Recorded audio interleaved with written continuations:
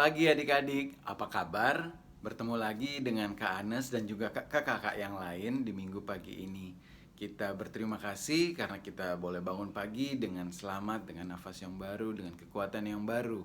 Nah, sebelum kita memulai ibadah kita pada pagi hari ini, seperti biasa, Kak Anes mau ajak adik-adik semua untuk bersatu dulu sejenak dan menaikkan doa pribadi masing-masing untuk mempersiapkan hati dan pikiran untuk beribadah bersama. Saat teduh dimulai.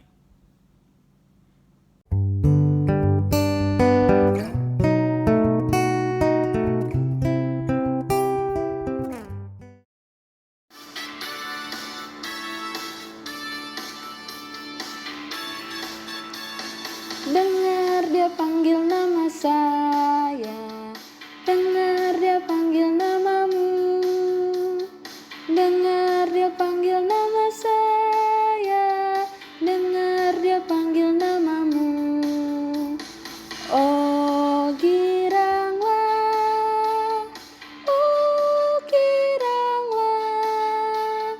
Yesus sangat cinta pada saya. Oh giranglah, jawab ya, ku jawab ya, ku jawab ya Tuhan, ku jawab ya Tuhan, ku jawab ya.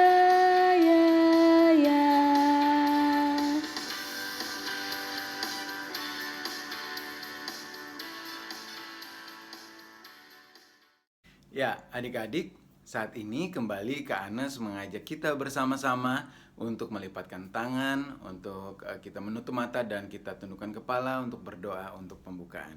Mari kita berdoa. Kembali kami datang ke hadirat-Mu Tuhan, kami bersyukur karena Tuhan sungguh baik dalam kehidupan kami. Dan pada saat ini kami akan memulai ibadah kami. Mari Tuhan Kau memberkati ibadah minggu kami dari awal sampai selesai. Kami mau berdoa biar Tuhan yang memimpin kami semua dengan hikmat Tuhan, dengan Roh Kudus Tuhan saat kami menaikkan pujian, saat kami membaca firman Tuhan dan mendengarkan firman Tuhan. Biarlah ibadah kami ini boleh dapat menyenangkan hati Tuhan dan mempermuliakan nama Tuhan. Ya Bapa, kami serahkan ibadah kami ke dalam tangan-Mu. Dalam nama Yesus kami sudah berdoa. Amin.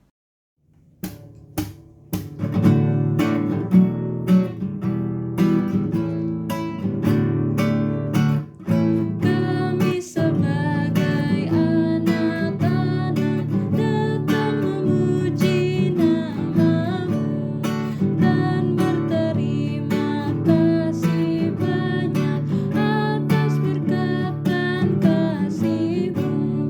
Kau Bapa kami yang mulia, Allah pencipta semesta, Kaulah penolong yang setia sampai selama-lamanya.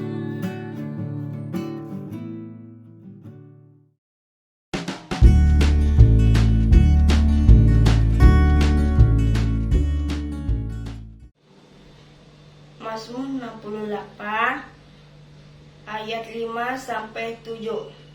Bernyanyilah bagi Allah, mazmurkanlah namanya, buatlah jalan bagi Dia yang berkendaraan melintas awan-awan. Namanya ialah Tuhan, beria-rialah di hadapannya. Bapa bagi anak yatim dan pelindung bagi para janda, itulah Allah. Di kediamannya yang kudus, Allah memberi tempat tinggal kepada orang-orang sebatang kara. Ia mengeluarkan orang-orang tahanan sehingga mereka bahagia, tetapi pemberontak-pemberontak tinggal di tanah yang gundul.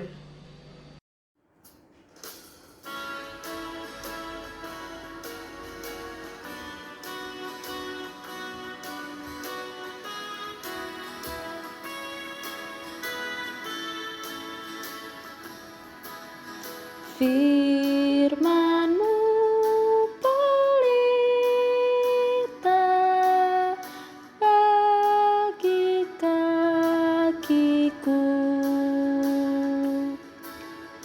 dan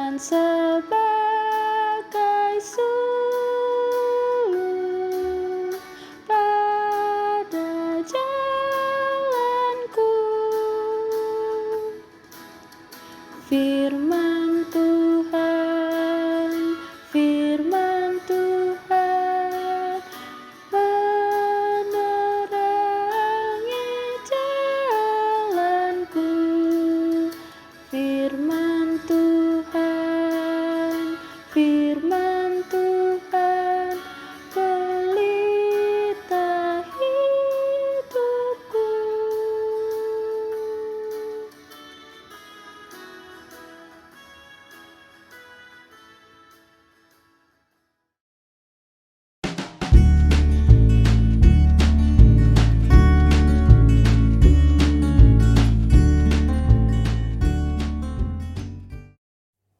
Selamat pagi adik-adik semua.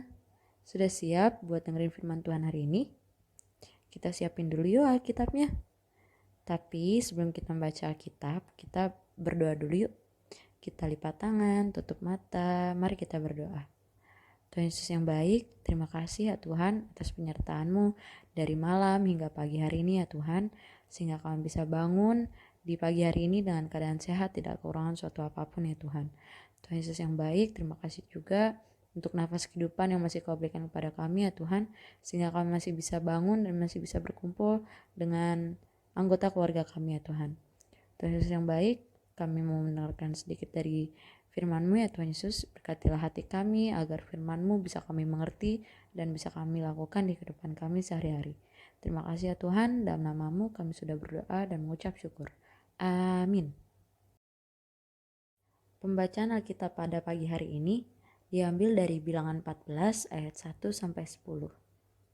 Bilangan 14 ayat 1 sampai 10. Kita baca dari alamatnya dulu ya adik-adik. Bilangan 14 ayat 1 sampai 10.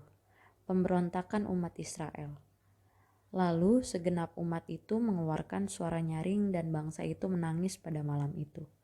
Bersungut-sungutlah semua orang Israel kepada Musa dan Harun, dan segenap umat itu berkata kepada mereka, "Ah, sekiranya kami mati di tanah Mesir atau di padang gurun ini.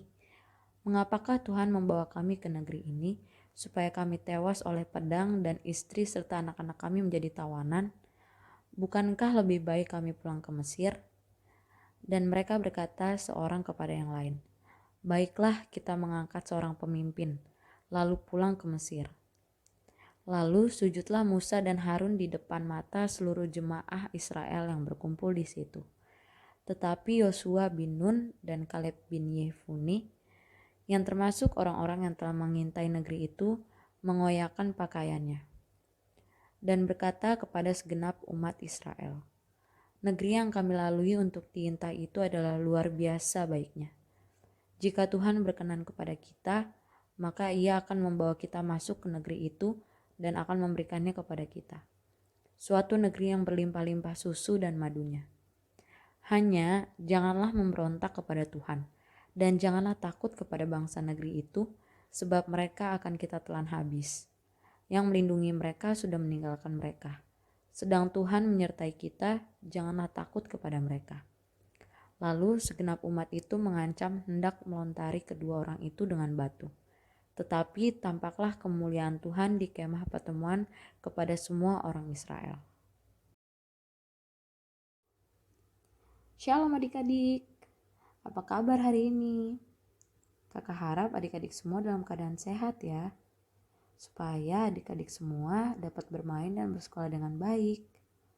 Apalagi sekarang walaupun masih pandemi nih, tapi adik-adik sebagian sudah harus masuk sekolah kan? Tidak lagi belajar full dari rumah. 2 tahun sudah berlalu, tapi pandemi COVID-19 masih tetap ada. Apakah adik-adik merasa takut karena COVID-19 ini masih terus ada? Rasa takut itu wajar adik-adik, tapi rasa takut itu tidak boleh menguasai kita. Artinya, kita gak boleh merasa sangat ketakutan sampai-sampai gak berani ngapa-ngapain.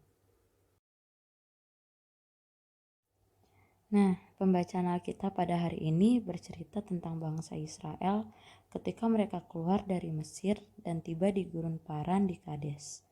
Ketika mereka tiba di Gurun Paran, Tuhan Allah memerintahkan Musa untuk mengutus 12 pengintai untuk mengintai tanah Kanaan dari tanah Negeb, tepatnya dengan naik ke pegunungan. Kaleb dan Yosua merupakan 2 dari 12 orang pengintai itu. Adapun tugas bagi ke-12 orang itu adalah mengamati keadaan negeri Kanaan, apakah baik atau buruk negerinya, apakah subur atau kering tanahnya, Apakah orang-orang tinggal di tempat terbuka atau tempat berkubu? Apakah ada pohon-pohonan atau tidak? Lalu juga bagaimana dengan kondisi orang-orangnya? Kuat atau lemah? Sedikit atau banyak?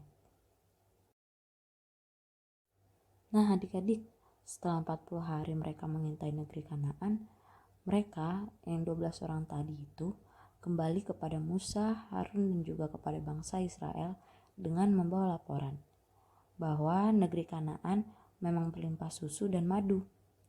Negeri yang sangat kaya untuk didiami. Hanya saja orang-orang yang tinggal di sana jauh lebih kuat. Mereka berbadan besar dan tinggi jika dibandingkan dengan bangsa Israel. Sehingga mereka menyimpulkan bahwa orang yang ada di Kanaan bukanlah tandingan mereka. Namun Kaleb mencoba untuk menenangkan bangsa Israel. Ia tidak pesimis dan takut seperti yang lainnya. Dengan suara lantang, ia mengatakan bahwa mereka dapat maju dan menduduki negeri itu, sebab mereka pasti dapat mengalahkannya.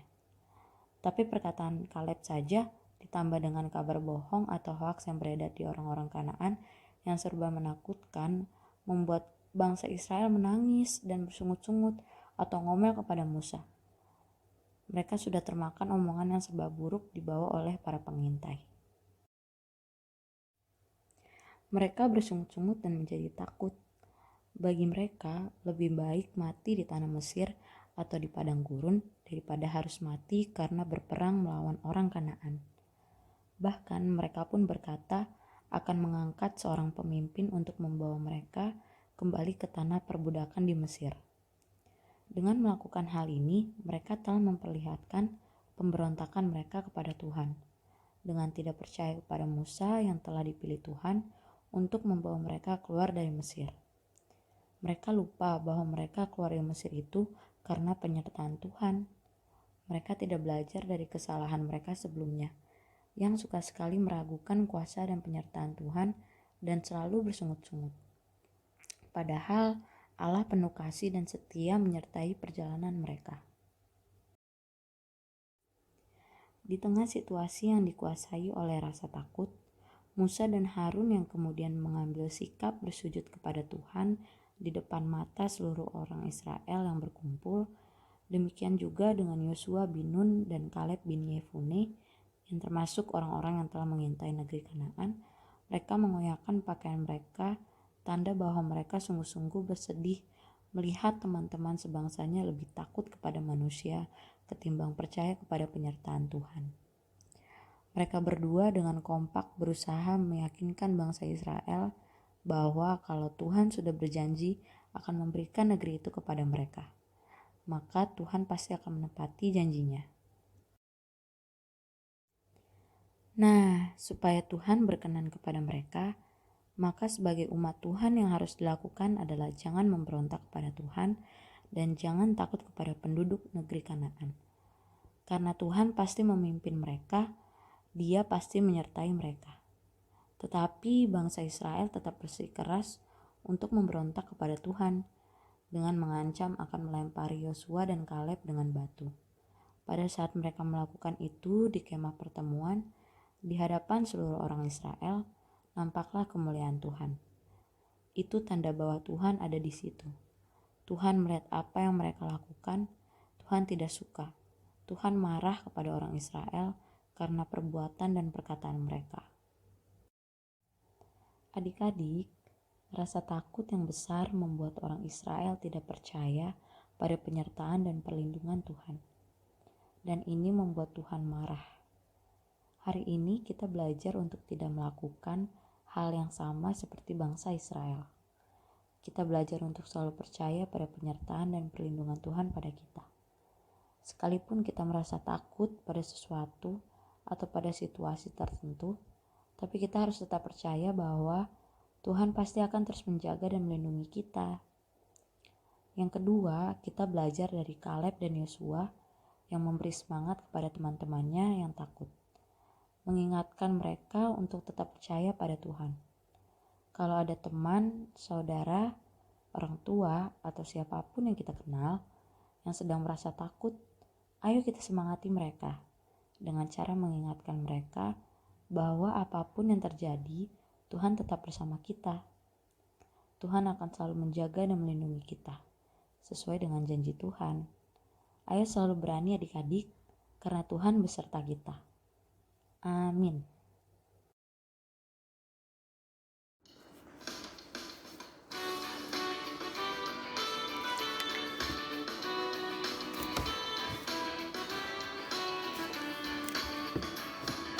Mari tuturkan kembali kisah yang indah benar, warta berharga sekali, Yesus pahlawan besar, bahwa di malam lahirnya Allah menyanyi merdu.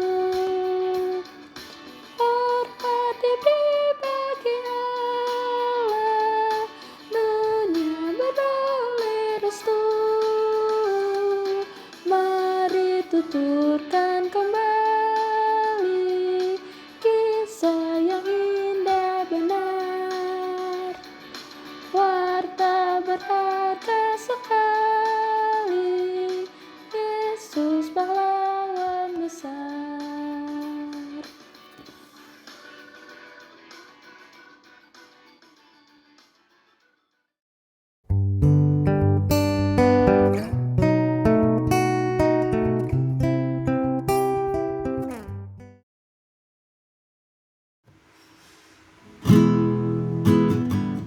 Aku bawa dan berikan persembahanku pada Yesus, pada Tuhan Juru Selamatku.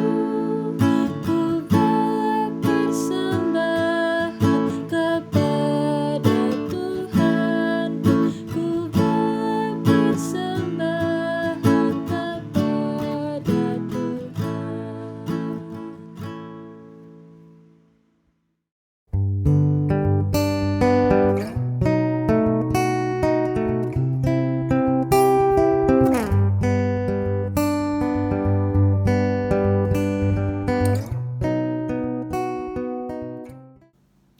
Ya, adik-adik, kita sudah mendengarkan firman Tuhan, kita sudah memuji dan memuliakan nama Tuhan. Saat ini kita masuk ke dalam doa syafaat. Kak Anes kembali mengajak adik-adik melipat tangan, tutup mata, dan tundukkan kepala. Mari kita naikkan pokok doa syafaat kita. Kita berdoa. Kembali kami datang ke hadirat-Mu Tuhan. Kami bersyukur Tuhan sungguh baik dalam kehidupan kami. Tuhan sungguh baik bagi bangsa negara kami ya Bapa. Kami mau berdoa biar Tuhan yang terus memberkati bangsa Indonesia. Engkau yang memberkati dari pemerintahan tertinggi sampai pemerintahan terendah, Bapak Presiden sampai pengurus RT RW. Tuhan, kami percaya biar Tuhan yang memberkati setiap mereka yang diberikan beban untuk melayani masyarakat, agar mereka bisa melayani dengan lebih baik lagi. Dan Tuhan mau tolong dalam masa-masa pandemi ini mengucap syukur untuk angka yang semakin turun, untuk vaksinasi yang boleh berjalan dengan baik. Kami percaya Tuhan, dengan pertolongan Tuhan kami bisa melewati masa-masa pandemi dan kembali dapat menjalani kehidupan normal seperti biasa ya Bapa. Tuhan, untuk pokok doa yang berikutnya kami juga mau berdoa ya Bapa, untuk gereja-gereja di muka bumi dan penyebaran firman Tuhan di seluruh dunia. Biarlah Tuhan Kau pakai setiap orang-orang yang terbeban untuk memberitakan firman Tuhan. Biarlah semakin banyak orang yang percaya dan mengaku bahwa Yesus Engkaulah Juru Selamat, dan Kau memberkati setiap pelayanan-pelayanan gereja di muka bumi. Biar Tuhan yang memberkati pelayanan gereja-gereja tersebut, tidak hanya menjadi berkat bagi jemaatnya, tapi juga menjadi berkat bagi lingkungan di sekitar gereja tersebut berada ya Bapa. Tuhan, kami juga mau berdoa untuk orang-orang sakit, janda duda, anak yatim piatu. Mari Bapa, Engkau yang memberkati akan kehidupan mereka ya Bapa. Engkau yang memberkati segala kekurangan mereka. Untuk yang kekurangan kasih sayang, Engkau yang menjadi Tuhan yang menjadi penolong, dan Engkau yang memberikan dan menunjukkan kasih sayang bagi mereka ya Bapa. Tuhan Kau juga memberkati bagi orang-orang yang sedang sakit saat ini. Biarlah kesembuhan, pertolongan dari Tuhan yang membuat mereka sembuh. Kau memberkati makanan, minuman, obat-obatan yang mereka minum agar menjadi perpanjangan tangan Tuhan untuk kesembuhan mereka. Terima kasih ya Bapa. Inilah pokok doa yang kami naikkan, dan saat ini kami mau berdoa bersama-sama doa Bapa kami yang telah Engkau ajarkan. Bapa kami yang ada di surga, dikuduskanlah namamu, datanglah kerajaanmu, jadilah kehendak-Mu di bumi seperti di sorga. Berikanlah kami pada hari ini makanan kami yang secukupnya, dan ampunilah kami akan kesalahan kami, seperti kami juga mengampuni orang yang bersalah kepada kami. Dan janganlah membawa kami ke dalam pencobaan, tapi lepaskanlah kami daripada yang jahat, karena Engkaulah yang mempunyai kerajaan dan kuasa dan kemuliaan sampai selama-lamanya. Amin.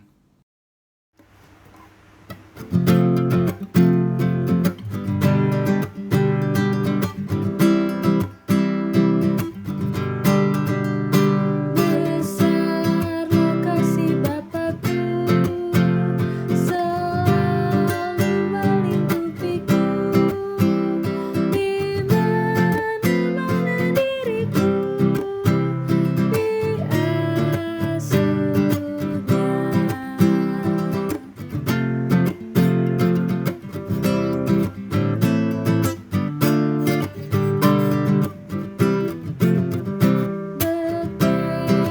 kasihnya besar, tak usah hatiku gentar, ku berbahagia benar di asuhnya. Adik-adik, terima kasih ya sudah mengikuti ibadah pagi hari ini dengan baik. Kakak harap firman yang tadi kakak sampaikan bisa adik-adik mengerti dan bisa diterapkan di kehidupan sehari-hari. Nah, sekarang kita mau tutup ibadah pada pagi hari ini. Kita mau berdoa, kita lipat tangan, tutup mata. Mari kita berdoa. Tuhan Yesus yang baik, terima kasih ya Tuhan atas penyertaan-Mu dari awal ibadah, pertengahan hingga akhirnya ya Tuhan Yesus, sehingga kami bisa mengikutinya dengan baik. Semoga apa yang tadi sudah disampaikan bisa kami mengerti dan bisa kami terapkan di kehidupan kami ya Tuhan. Dan sekarang kami akan melanjutkan kegiatan kami. Berkatilah kami ya Tuhan Yesus agar kami bisa melakukan kegiatan kami selanjutnya dengan baik ya Tuhan. Terima kasih ya Tuhan Yesus, dalam nama-Mu kami sudah berdoa dan mengucap syukur.